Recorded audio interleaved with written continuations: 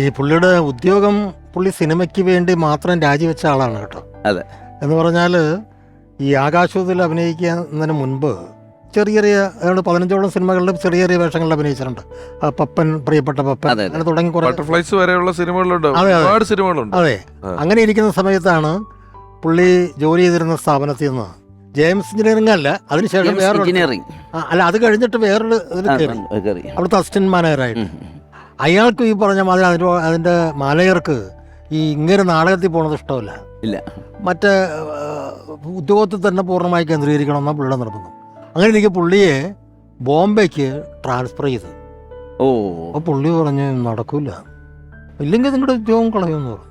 പുള്ളി ഇത് എന്നോടൊന്ന് സംസാരിക്കുകയാണ്, എന്ത് ചെയ്യണം സേവി, ഞാൻ രാജിവെക്കുന്നതിനെ കുറിച്ച് ആലോചിക്കുക.